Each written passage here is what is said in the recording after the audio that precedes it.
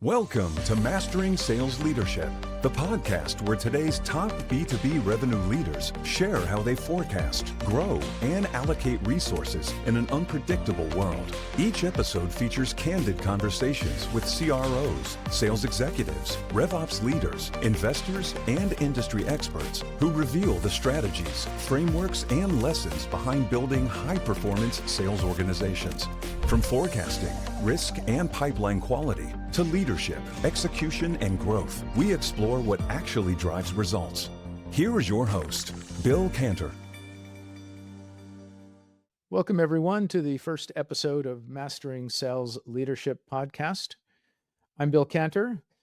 Usually, I'll be the one interviewing guests here, but today we're going to flip the script, and my producer, Nick, is going to interview me and ask me about why we're doing this podcast. Take it away, Nick. Thank you, Bill. Always a pleasure to be the host on somebody else's podcast. My standard joke. You are launching Mastering Sales Leadership. This is a podcast for businesses. So tell us what the podcast is about and give us a sense of some things that you will be discussing on the show. Well, the podcast is about mastering sales leadership. And one of the problems that I see, I've been working with sales leaders, having transitioned from being a sales leader myself. For the last 7 years, I've been working with sales leaders, trying to help them grow. One of the things I've observed is there are a lot of different approaches to these things. And a lot of chief revenue officers and sales leaders struggle with their boards trying to set really aggressive growth goals and them sometimes hitting those goals, sometimes missing them. And you get erratic performance or you fall short of the goal. And that's a difficult challenge to manage. There are some people that have been very successful at it. And I think there's a lot to be learned by sharing and learning from others. So that's why we're having the podcast. This is obviously, it's a podcast and it's about sales leadership. But really, when I first met you, we had a very warm conversation, and immediately on that call, you said you were a contrarian. Oh, yeah. So, and this contrarian position that you have is in the subject matter because you have your own approach. In fact, your approach is something that gets people success and that you've developed over many years. It gave you this contrarian position, but it's contrarian because people just keep doing the same things, expecting different outcomes. So really, you are passionate about this and how it works, how it gets results. And that's my understanding why you said, I want to talk about this because I want to share it with people. So tell us a little bit more. Okay, so a lot of the things that businesses do to address sales pain, and by sales pain, the things I said before, falling short of the goal or missing the goal erratically, a lot of the things that people do to solve and address those problems actually make the problem worse, and they don't realize it. It's not their fault. They've been taught by others before them, who have been taught by others before them. We've all been doing it the same way for years. And it's a problem that I think is addressable if you understand and take a look at the actual empirical results of what you can get out of the data that people have. And some of the things that I've discovered, for instance, one of the big ones is that people in sales tend to gauge their future success based on the size of their pipeline. You know, bigger is better. Yeah, like we all know bigger is better, but the question is bigger really correlated to better? And it isn't. Bottom line is it isn't. And we've looked at that countless times. Okay, technically it is countable, but many times, and found that it's just not really correlated. And the mantra that everyone has is like a standard mantra of let's get our pipeline coverage up to 3x our goal or 5x our goal. It's just not really going to work at all. And so that's one of my contrarian views. And there are others, but that's one of the big ones. So we think there are other ways to address this, and it's really about having the right focus, working on the right deals. So there are plenty of people in the world who will help sales leaders figure out how to advance a deal, what to say, how to say it. There aren't a lot of people that show you how to figure out where to focus. And so that's one of the contrarian views that I have, is that if where you focus matters as much as what you say when you are focused, and what you do, your activities when you are actually focusing. I'm imagining your conversations because you're going to have people on the show that you are discussing with.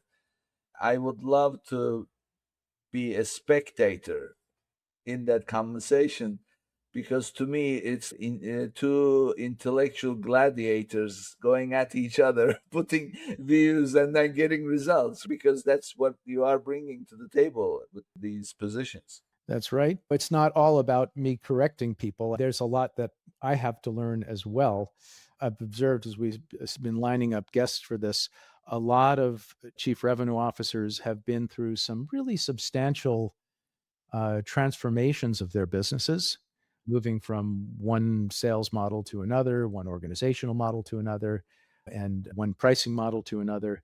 And these are common things that I think other people will go through. So it's not always about me being contrarian and telling people there's a better way to do the sales math, essentially. But there are other lessons that could be learned, such as how do you manage your transformation? How do you manage the board's expectation around these things? This is actually a good segue to what I wanted to ask. Give us some of the topics that you intend to cover on the show. Sales transformation, growth management, forecasting. How do you understand and set expectations around what you need to achieve goals? Those are some of the things. I could go on, but there's that pretty broad topic right there, a set of topics. Also, these topics come hand in hand with the kind of guests that you plan to have. So tell us a little bit about the guests. Who are the people who will come on the show? And tell us how these topics will come together with your guests. Yeah, the guests are typically chief revenue officers, sales leaders, sometimes RevOps leaders, and finance leaders who are worried about issues like planning, sales productivity, cost of sales, making the sales team more efficient. All of these people in those roles have some say or ownership of those factors. And so we'll be bringing them in to share their experience in managing their way through the growth, managing their way through managing board expectations, and so forth. And as far as the audience, and I can guess, but in your own words, why would somebody tune into the show? What is the greatest benefit for being a follower of your podcast? And also for the guests, why would guests come to your show? How would it benefit them? For the audience, one of the things I did before we started the podcast here was I held a roundtable of CROs.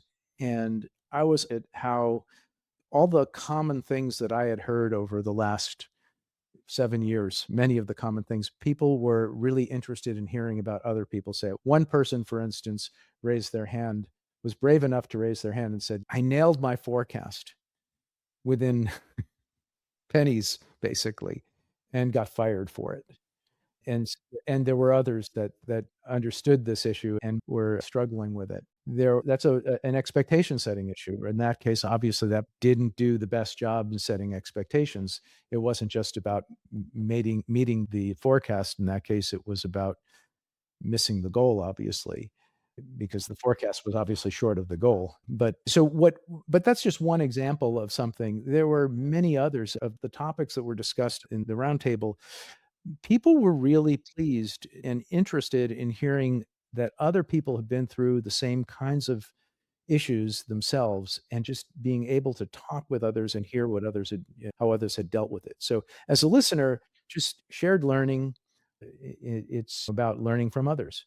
As a guest, it's an opportunity to share with what you know about growing and managing growth, and sharing your expertise with others so that others can benefit from it. I think it's really all about collaborative learning and shared experiences. So I'll take a bit of a contrarian position on this. So if I am one of those sales leaders and I really crack the code on how to do this, why would I go and declare the whole world and give away my secret of how I'm doing? Yeah, maybe you learn from others too. And sometimes what people think they've cracked the code on is not always cracking the code. It could be luck. And you don't really know that until it stops working. A friend of mine, when I started in sales long ago, I had a sales guy who was a colleague and then he actually reported to me at one point. And he used to say to me, Bill, you could be successful in sales because you have skill, because you have a product, or because you have the right customers. But you only need two of them. Oh, say that again. You have the skills, you have the right product. The right product or the right customers, yeah, or the territory is what he was, yeah, and, he said, "You only need 2." You might attribute it to the first one in every case, but it might not be, and I've certainly seen that. One of the things I've seen throughout my career is that things that worked well in company A don't always transfer to company B. Sometimes they do, and you can leverage them but even individuals who've been wildly successful at one company change companies and struggle because things are different. And being exposed to different ways, different approaches is useful. Yeah, I do take contrarian positions, and I also try to create an argument for the position I take myself. So I give you my argument of why this position does not hold. You can have, let's assume that I have cracked the code and I am really killing it, and I come out to your show and then I share it with the whole world. That doesn't mean that somebody else who listens to me is going to execute and get the same results that I am, because everybody's circumstances, you put it like that, what worked in one company may not work in other companies. So nobody is going to be really giving away anything at the end of the day. They're sharing their own success. That's right. Yeah. You're sharing your own success story. And just your skills that I said before may not transfer from one company to another. The CRO skill who's talking may not transfer into the other business. And ultimately, it's what your show is about, which is really leadership. It's not the formula, but it's how the leadership executed whatever that formula was and dealing with different circumstances coming up at different times, right? That's right. Yeah. It's totally different in each time. And I'm sure there's commonality, there are common issues. The ways of dealing with them may be different from company to company, and what worked in one company may transfer or may not transfer. You got to, that's what leadership is about, being able to assess whether or not what you learned elsewhere and what applied elsewhere can be leveraged in your company and turning around and leveraging it. That's why you're paid the big bucks, as they say. Yeah, exactly. Yeah, and having these stories, success stories or challenges, uh, hearing them is a huge deal because it gives you a library of knowledge, so to speak, of what others have done in a potential circumstance that you may find yourself in one day. And then you can tap into that and say, oh, this is what they did, and therefore I should avoid doing this, or I should, in fact, apply this exact same thing. That's right. And so, Nick, what are your biggest challenges in selling and how do you manage through them? Okay, this happens to be one of my favorite areas because you know what I start with? I start with the question of what is the difference between sales and marketing? Because if you identify where the problem is, then you are getting closer to the solution. So therefore, I look at the problem and I say, okay, is this a sales problem or is this a marketing problem? And then I go from there. And of course, the challenge shifts from time to time because things that work at some point may stop working, and you have to, because the behaviors change. So sometimes you may find that you solve the marketing problem, but you're not bringing enough deals, therefore not meeting the forecast that would indicate the sales problem. You haven't solved the marketing problem if you don't have enough leads. Exactly. If you have that, and you're not closing deals, then you have to look at it. That's my starting point. And I don't know that you can find today any company who can say, "Oh, I've solved this problem permanently. I just have it here." So my short answer is my biggest challenge is both in sales and marketing. Yeah, there are no permanent solutions to these things, are there? No. Exactly. Ideally, what you want is you want the right kind of prospect booking calls with you, as many of them as possible. Most important, not once or twice, but steadily. That would indicate you solved the marketing problem. So you're reaching out to enough people, attracting and lining up booked calls. And then on the sales side, you want to be closing at rate that is consistent. Yeah, so Nick, you're a business owner. What what was the event that changed for you and gave you a whole new perspective on this sales and marketing puzzle? Can you think of one seminal event or experience? First of all, I'll take this up to a whole different level. It's somewhat spiritual, so to speak. I get, at least I feel that I'm lucky enough that I get signals from time to time.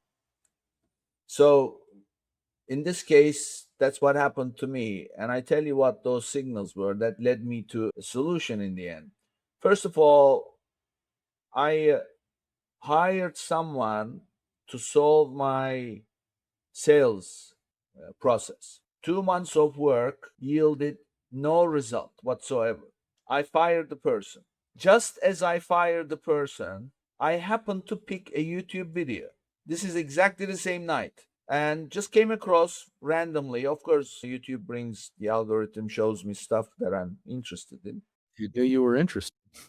Yeah, I'm always surfing different material, happens to be about sales. And this guy said everything I learned in 20 years in 38 minutes in sales. And he covered everything from lead generation all the way up to the closing call and the drip campaign afterwards. The part that I was interested in was the pitch. And that was like 4 minutes. I watched that and translated into a process and visual materials, etc.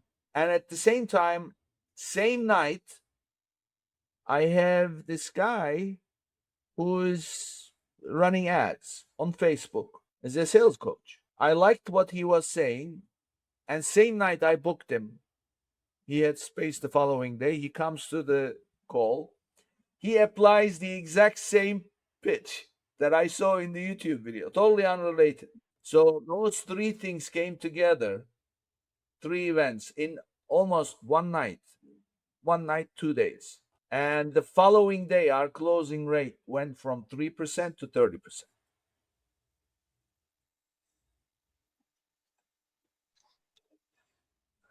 How can others leverage that? Is first of all, they have to have a pitch and they have to have a delivery in a certain way.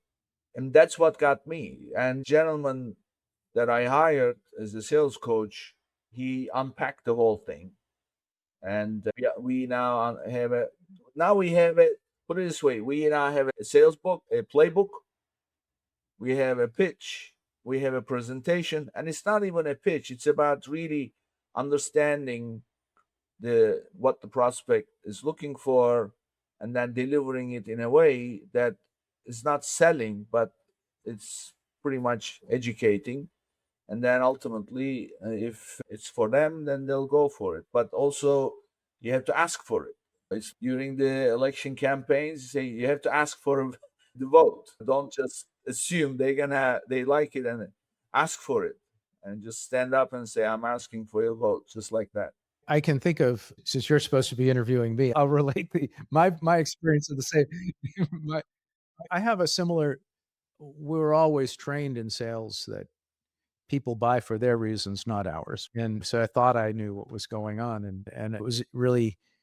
I remember a customer who had a large installed base of machines that I was selling from a competitor, the competitive machines. and we were trying to break in. And as I went to visit him, I walked through their factory and saw aisle after aisle of machines from my competitor. And I'm trying to get one machine in from us. And I'm thinking, I got to his desk and I said, why don't you just buy from my competitor? And he starts talking about it. So what I said, what's it going to take to if you buy from us?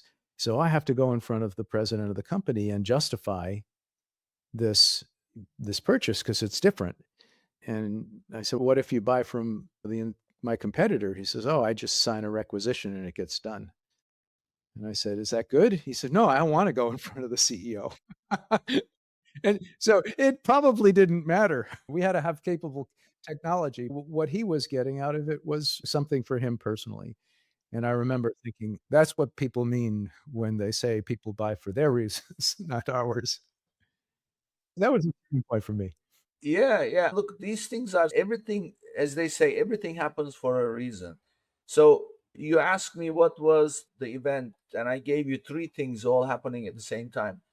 As it happens, around the same time, I'm getting ready for this podcast. And I'm going to interview my very first guest, who's one of our clients, who happens to be an enterprise level sales person. Very different in terms of the industry and the kind of companies. So, anyway, so we have the recording. And of course, before the recording, we have the prep call. So I come to the prep call. His name is Jeff. In fact, his episode is going to air this coming Thursday. So I said, what can we talk about, Jeff? He says, selling successfully in a consulting environment. How do you do that? So I said, okay, how do you do that? What is your methodology? He said to me, 3 steps: assessing the prospect, assessing the need, and then creating a real time solution and offers. Right around that time, this sales coach that I hired, the first thing that he gave me on his first session was, he said, look, have you ever heard people buy with emotion? He says, that's the biggest BS. He says, there are 4 buyer types. And then he puts them, you familiar with Carl Jung? No, I'm not well educated, but I'm certainly familiar. Yes. He says 4 buyer archetypes. And he lists them all. This one is focused on the details. He wants to know the outcome. This one is focused on how he's not going to get burnt because he got burnt before. This one is more focused on the experience. Is he going to have fun? This one is focused on making sure that whatever he's getting into is well organized, structured, blah, blah. So he says, who cares about the emotion now? First, you have to understand. And then a couple of days later, Jeff comes to the recording. He says, assessing the prospect. And then we do this just like you are doing with me. We're doing this back and forth. But how would you do this? And he said something that I never thought about. He said, not only assessing the prospect, but also adjusting your behavior accordingly. In other words, if you are someone who focuses on experience of delivering the service and the prospect is about the process, the details, you have to speak their language. Forget about talking about the experience. Talk about the details. That was also a very interesting thing. So, what is your take? Well, it's a great lesson for our audience. Maybe they'll learn something from that as well. See, there you go. You're our first CRO interview. I don't know. I don't care about titles. I remember a long time ago in a political campaign, saw somebody giving a speech, and he worked in the White House, and his title had 6 words in it. And the first thing he said, in this political world, you just look at somebody's title, and the longer the title, the less important the person is.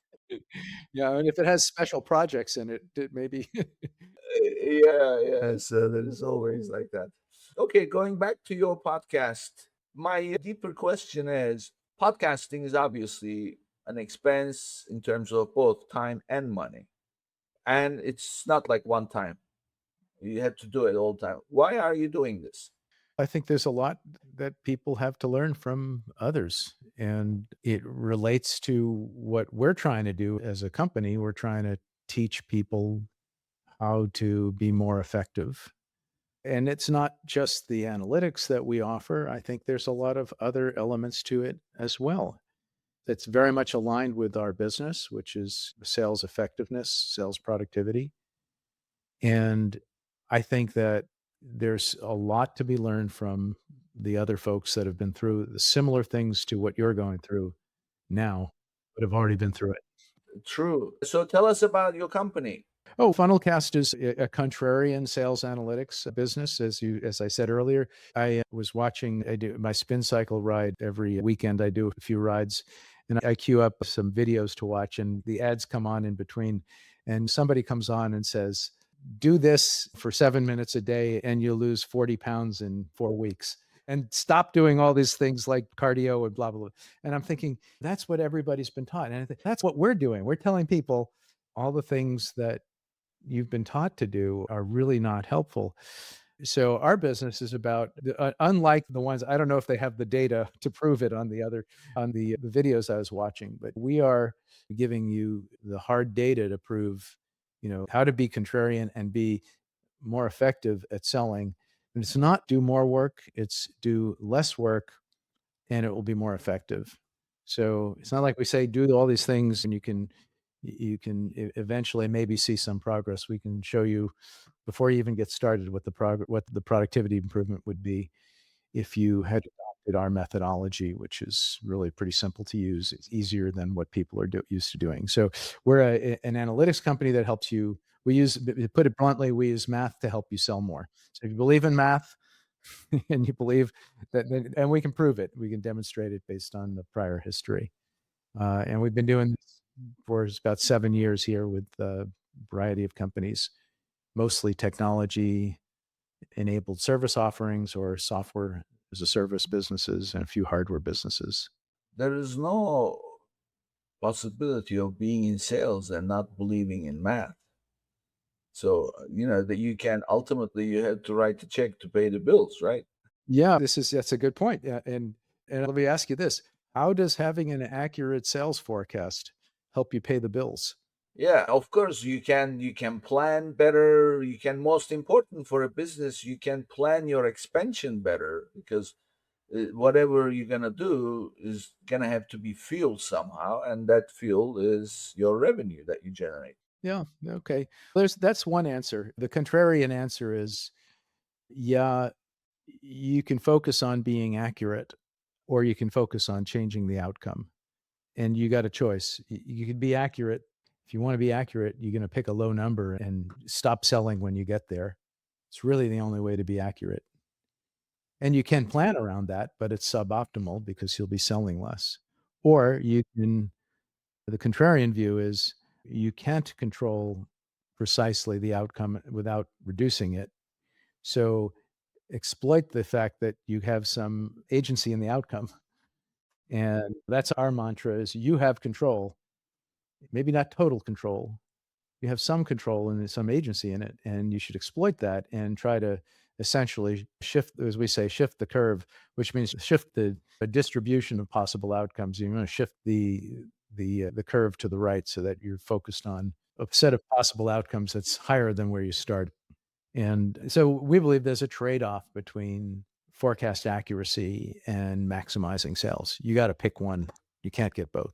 Yeah, it's true. And I don't really believe in, I know in large companies there is often politics and then there's the job security. They do forecast much less than what they ought to, just to be able to say, okay, we met our forecast. But in the long run, it's shrinkage, right? And shrink a company that's shrinking is really, that's Yeah, you can always meet your forecast if you set a low enough forecast. And then that's a kind of a spiral. We've certainly seen examples of businesses that do that. And it may not be because they started out forecasting low. It may be because they some obstacle in the market, competitor came out with a product that made theirs less competitive, or some fundamental underlying change in the market, and sales start slowing down. And then the reaction might be, we're going to have to forecast more conservatively. You meet that forecast. Yeah. You haven't done the best you can, though. Yeah, this is a difficult conversation because at the end of the day, you're talking about the future, right? Nobody knows the future. So, how do you come up with something that is going to hold? And often it's not necessarily getting there, but it's what happens along the way and then the adjustments that you have to make, right? Okay, so there's a great quote that you just teased out of me. Are you familiar with Cory Doctorow? He's an open source Canadian philosopher. I've probably done him disservice but I think the quote, and I'm going to botch the quote, but nobody can predict the future, which is a good thing, because if we could predict the future, we couldn't change it. And that's the whole idea. You want to change the future. You don't want to just predict it. Yeah, it's true. Yeah, if you're thinking about that, I can see. It's a deep. It's a pretty deep philosophical concept, but he nails it. That's the sentiment. If you can predict the future, that means you can't change it. And look, there are things that you can't predict or that you can't influence. If you're trying to predict the motion of Mercury or Mars, we don't really influence that. And you can nail it with dead precision using the equations of physics, equations of motion. But in sales, our job, the reason you have a sales team and a marketing team, is to change the outcome. Otherwise, you just build a product and say, let people buy it. That quote has a bit of a contradiction in terms because in order to say I want to change something, that implies you already know what you have. That's right. You have some estimate of what might happen, Which is the prediction. which is the prediction. But the point is, the prediction should, if you want to influence the outcome, the prediction can be based on what you can accomplish based on things as they are today. And yeah, I'm leaning in because you see, I'm very passionate about this. But the prediction is based on everything you know about the past and the things you might see changing in the future. But your job is, that's just a baseline. That's a starting point. Your job is then to say, what can I change? What do I have control of that affects the outcome? I have a quote that goes hand in hand with this. It's not necessarily about sales, but it's a bit of a philosophical thing again. You cannot reinvent the past, but you can ruin the present by worrying about the future. So whatever that you're working on today to change the future, if you are worrying about it, then you can actually ruin what you're doing today in order to change it. All you can do is do your best at changing it. And our objective in our company is to try to show you the most impactful ways to change things. Let me share with you because you just pushed a button. I always tell my team never ever say or think that you're going to do your best for several reasons, but the most important one is because let's look at when you would say that.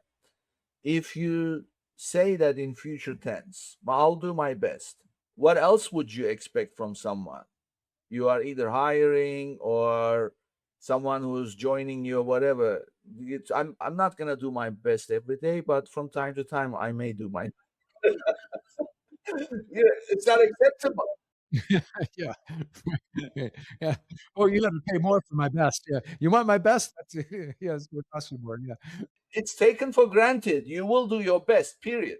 So do not ever use it in future tense. If you are using it in past tense, that's a defensive statement because you failed. So I say never ever let that idea of doing one's best enter into your mind. So what do? You say do what it takes. So when somebody says, "Can you do this?" I'll do my best. No, I'll do what it takes. Now here is the reason why. The sole reason at the end of the day, many, but sole reason is when you say I will do my best. What you're doing is, in the back of your mind, you leave a door open to failure. Okay. When you say, I'll do what it takes, there is no door, there is no obstacle, because you said, I'll do what it takes. If you run into something, you'll get over it, get under it, around it. So there is no door that may be slightly open to potentially fail. And lean on that as an excuse, right? Yeah. And if you leave that door open, there is no question failure will blow through it. So that's why I always tell everyone, don't ever say it. Just say, do what it takes. Okay, so I'll revise my statement. You do what it takes to change the outcome. All right. That's a good point. I like that. I like that. Modulo, that's an analytic term. Modulo, there may be some tasks that you really don't want to do your best at because they're not worth doing. Yeah. Oh, yeah. I know. Actually, it's a good point. Some of the best salespeople I know were really good at not doing the things that didn't matter. Not doing the things that didn't matter. Because they are fixated on the cash. On the things that mattered the most. Yeah, that's right. Yeah. So this is great conversation. We can go on forever. But since time is limited, now I want to move on to my favorite part of what I would like to always do in these conversations is get to know the person behind the conversation. So tell us, who is Bill Kantor, where he grew up. Give us the backstory. Okay. I'm a New Yorker by birth. Went to school in Philadelphia, came to Boston for a job, and worked as an engineer for a few years, and then decided I wanted to get into the business side of things. While I was actually, my undergraduate degree is in physics, and so I have a pretty deep analytic background. And I decided I wanted to learn how to run a business instead of run equations. And here I am many years later, and we're running equations as on the business. As you probably could tell, I'm an amateur musician here. You got a few guitars back there, and I'm a spin cycler and a photographer as a hobby. It's just therapy for me, doing all those things. Yeah. And what else can I tell you? I got started doing what I'm doing now, actually, in my first sales job. I did a really poor job at it. I was hired by a VP of sales or the CRO of a company, and he was helping him do the forecasting. And this was back on manual spreadsheets. And I filed that away for years, and I got frustrated over the course of my sales career with how we did what we're doing. And then I came back to it many years later and realized that we then had the tools and the data to really take a much better crack at it. That's how I got started in it. Born in New York, went to school in Philadelphia. What age were you when you left New York for Philadelphia? Oh, I was like 17. I grew up in Long Island, born in New York, grew up in Long Island. I went off to college at 17, 18. Yeah. So when you were in your early years, I'm talking as a little boy, were you into numbers? I wasn't so much into numbers as much as I observed that I took the math classes and the English classes, and I'd write a paper. And I remember I got a bad grade on an English paper at some point. And by the way, it was probably terribly written. It probably was justified. I didn't understand why, but it did seem to me like you could argue that it was better than the grade that I got. But in the math classes, you couldn't argue that a wrong answer was right. There was only one right answer. There may have been many ways to approach it, and I gravitated towards that because it felt like it wasn't arbitrary. And I had a similar experience recently. We applied for a software patent, and it got rejected, and we appealed and blah, blah, and we finally gave up on it and came to the realization that it's actually, if you read the I'm not a lawyer, but the patent lawyers basically said, no, you probably can patent some software, although it's harder and harder to do. But it really depends upon the examiner you get. It's just, and that was, you have no control over. You file an application, and here my partner had filed an application, and he had gotten his patent approved at his last business. and we filed our better written patent application, and it got rejected and was trouble. And we looked at the details of that, and the examiner that he had a 90% acceptance rate. The examiner we had a 4% acceptance rate. Yeah. I liked the disciplines where you understood what was right and where the outcome was more controllable. And then, of course, I went into sales, where you have only a little bit of control over it. Look, sales, that's also about numbers, so I can understand. But what I'm curious about is when you wrote that paper, what age were you? Oh, I was probably like 14 or something like that. At the age of 14, you appreciate the clarity in numbers versus words. The clarity in that there was a defined way that you could describe the right answer, as opposed to a paper where there was a lot of latitude for how to interpret it. So, a lot of people at that young age, they favor the words. What was your reason to gravitate towards numbers? That black and white kind of approach, the numbers growth. Just, I guess, that I could control it, that I understood when I was right. Look, you solve a math problem and you get to the end and you can validate whether or not you have the right answer. This word control I heard a few times. So where is that interest in control? Don't you like to be able to control your destiny? Not some people don't care. They want that. They like that uncertain outcome. They want that. Me, some people call me control freak. So you're preaching to the choir, but control, that usually is the reason. So growing up as a kid, did you feel that you weren't in control of some of the things that were happening to you as a kid? No, I don't know. I guess as a kid, I felt a lot of things happened. I guess I didn't feel like I was in control of things, but with the math classes and the science classes, I did feel more in control of at least knowing whether I was right or whether it was wrong. You have any brothers, sisters? I do. I have an older brother who's now unfortunately deceased. Sorry to hear. Yeah, sadly, a year ago, last year. Yeah. Oh, sorry to hear. Always a hard thing. Did he think like you also? Oh yeah, no, he's much smarter than me though. Much smarter. As a kid, you didn't feel you were in control. I guess I said that, didn't I? Yeah. Yeah. Yeah. I felt in control in some things. Sure. Yeah, some things, but not everything. And you didn't like that because it's one thing to feel you're not in control, it's another to feel you're not in control and you're not happy with what's happening. So I guess you were not happy with what was happening. Yeah, so like in the case of that English paper, I mean, there I was in control of what I wrote. I was not in control of the grade I got, and I didn't understand why I got the grade I got. It felt like there was just a lot of latitude for marking things based on opinion rather than based on facts. So you saw somebody who just simply pushes aside what you felt good about, that you put so much time, and then suddenly, it's not worth anything, right? Yeah, I mean, it was just a lot of I don't even remember the details of the paper. I just remember walking through kinda dejected afterwards, like walking through the school and thinking to myself, "I don't understand why," at least in math, and I'll know when it's wrong.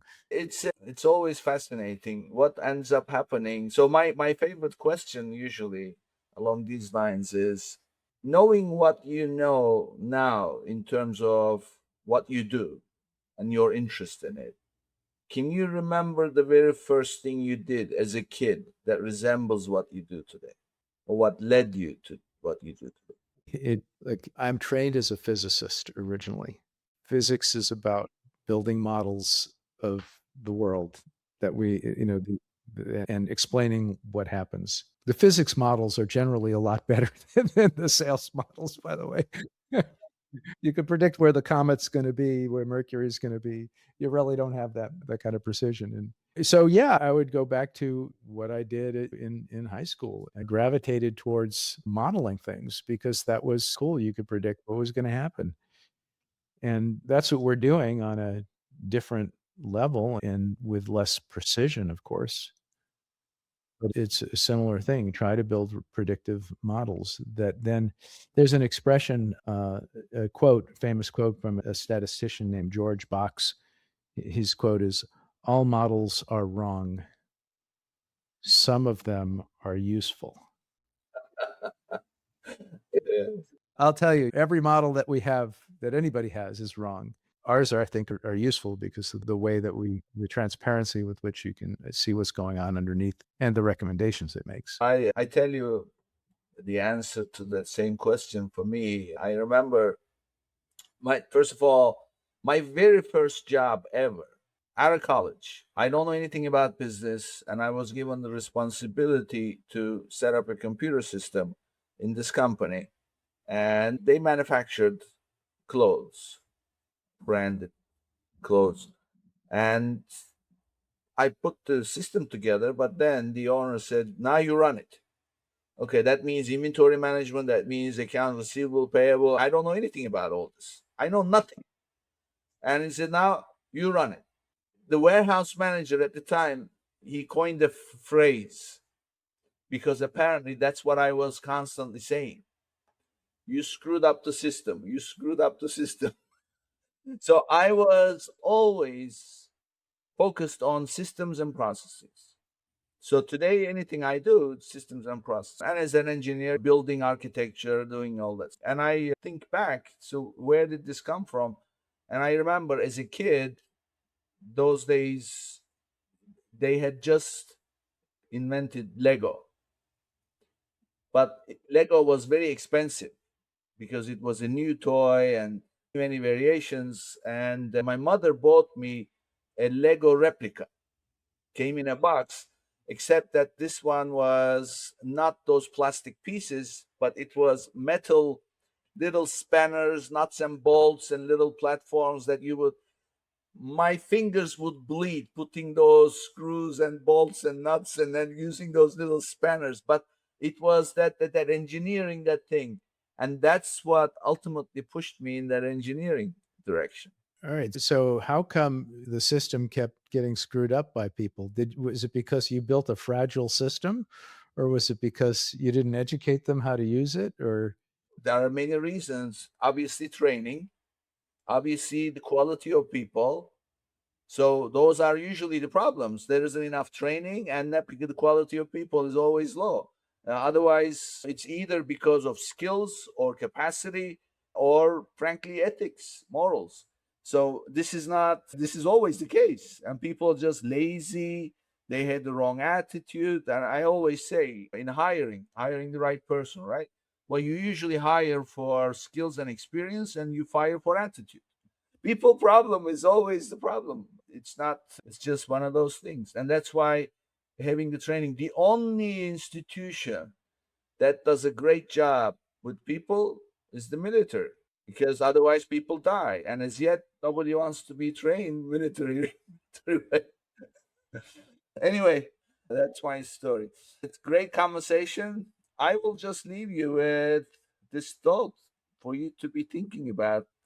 Why, as a kid, you felt that you were not in control? What was that discomfort? I'm sure there is an answer there. okay, I'm working on that. All right. So tell us, Bill, tell us about again your podcast. Give us the name and how can people tune in, and also give us the contact information for your company and also for you. Okay. Mastering Sales Leadership podcast. It will be, you're the producer. So where are we posting this now? On YouTube? We are everywhere. It will be on iTunes, Spotify, iHeartRadio, Amazon, wherever people get their podcasts, it will be there. And also, don't forget, you have your YouTube channel, so it will be available in video. Great. And how to get in touch with me? I'm B Kantor, Kantor, at Funnelcast, like sales funnel and forecast, put them together, and funnelcast.com, and find the company at funnelcast.com. What else did you ask me? Did I leave anything out? That's it, pretty much. And also, you are on LinkedIn, of course, right? Oh, on LinkedIn. Yes. So you find me on LinkedIn, of course. Yeah. Great. Thank you, Bill. great conversation. Always love the conversation. You and I always have these conversations. Thank you, Nick. It's always fun to talk with you. I really appreciate your leadership in the production here as well. Thank you. It's a pleasure always. Thank you, Bill. Okay. Take care. Mastering Sales Leadership podcast requires more than a conversation. It takes action, research, and collective wisdom. If today's episode resonated with you, we'd love to hear your insights. Join the conversation and help us shape the future together. We'll be back with more stories, strategies, and real-world solutions that are making a difference for everyone. In the meantime, be sure to subscribe, rate, write a review, and share it with someone you think would benefit from it too. Thanks for listening, and we'll see you on the next episode.